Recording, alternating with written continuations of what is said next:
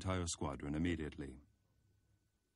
On the 2nd of July, the exhausted men who had been fighting on land prepared themselves for the inevitable combat at sea. The beginning of the end had started.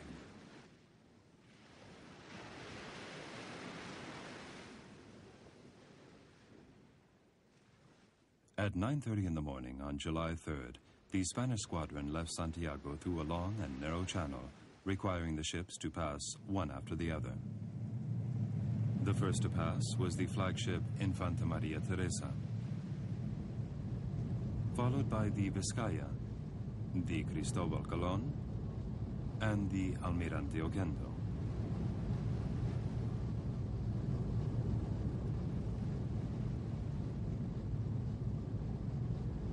Following far behind were the torpedo boats or destroyers, Furor and Pluton.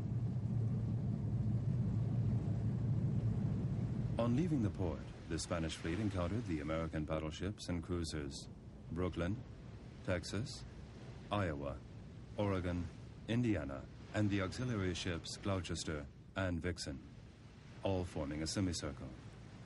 The New York, with Admiral Sampson aboard, was further back as he was on his way for a meeting with Shafter and Siboney.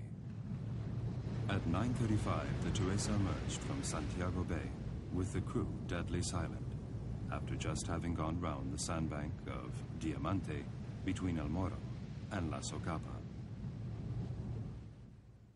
The commander of the Teresa, Concas, recounts those moments. A solemn moment capable of making the bravest of hearts beat hard, from outside the combat turret in which I never wanted to enter in order to set an example for my defenseless crew, and because I knew if I did fall there would always be the Admiral to leave them, I asked for his permission to open fire. The bugle sounded, giving the signal to start fighting, the last echo of which history tells us was heard in the conquest of Granada. It marked the end of 4 centuries of greatness and the transformation of Spain into a fourth-class nation.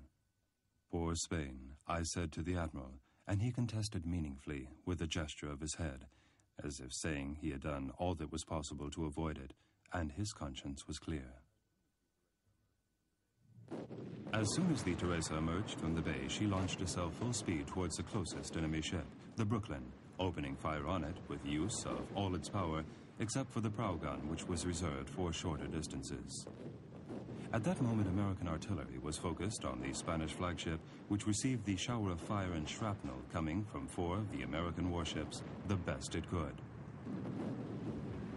The Teresa was severely damaged when several grenades exploded on the stern, rendering the engine useless and reducing the speed of the ship.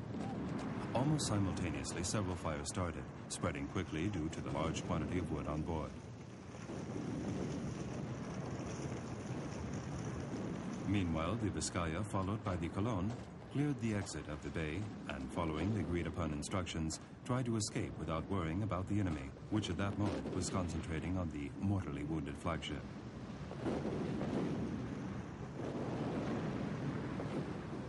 The 4th cruiser to leave, the Oquendo, came under heavy fire even before appearing on the scene, rendering the prow large-caliber tower useless and causing large fires on board, resulting in the destruction of the vessel a half a mile from the flagship.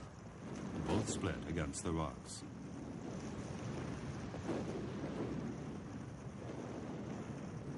The destroyers Furor and Pluton, just barely in the open, became targets of the American warships that rapidly destroyed them in a disproportionate and unequal fight. The Pluton was practically split in 2 after being hit by a large-caliber projectile from the Indiana, although she managed to go aground, saving the few surviving crew members.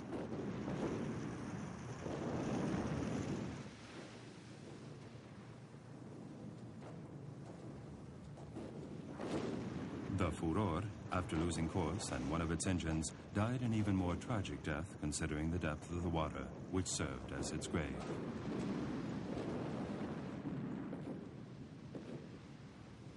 The Colón and the Vizcaya were the only ships left, and they tried to flee from the American squadron.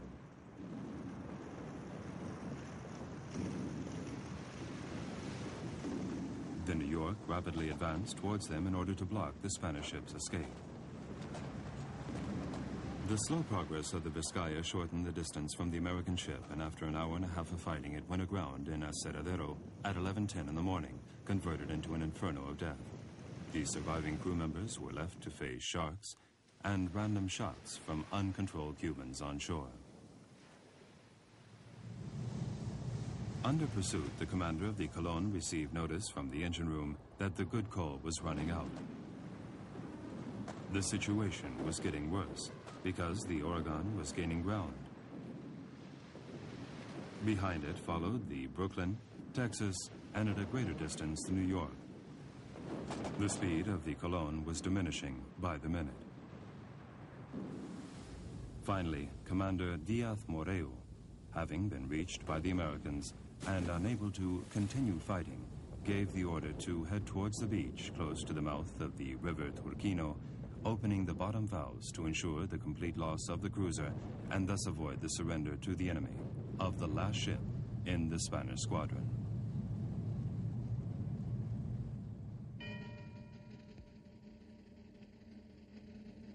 All this happened at 1:45 in the afternoon. In 4 hours, 29,000 tons of warships and more than 112 cannons were lost, with casualties amounting to 323 dead and 151 wounded.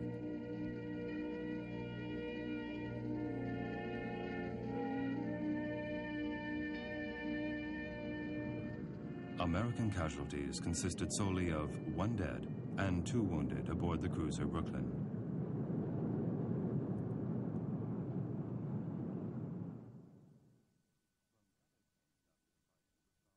From data obtained after the fighting, it was found that the Spanish squadron had received 123 hits and the American squadron 64.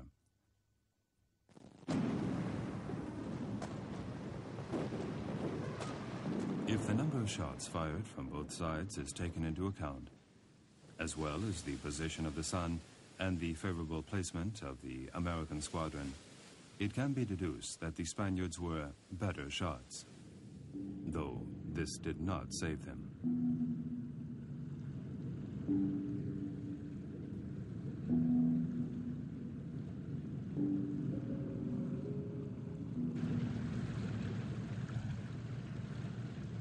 It was not the American artillerymen who decided victory, but the success of their powerful cannons and armor and the superior skill of the machinists, especially those on board the Oregon.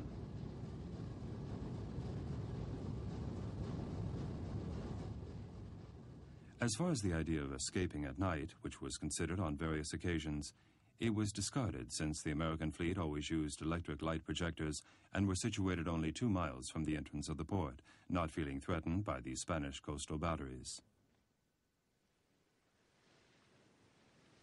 Any attempt to escape would have resulted in the destruction of the guide ship and the loss of the rest, apart from a greater loss in drowned and missing men.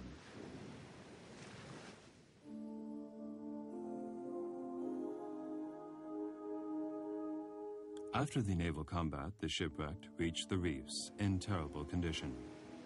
Most of them, wounded and semi-naked, were taken as prisoners either by General Sebreco's Cuban troops, who were nearby, or by the American troops sent to pick them up.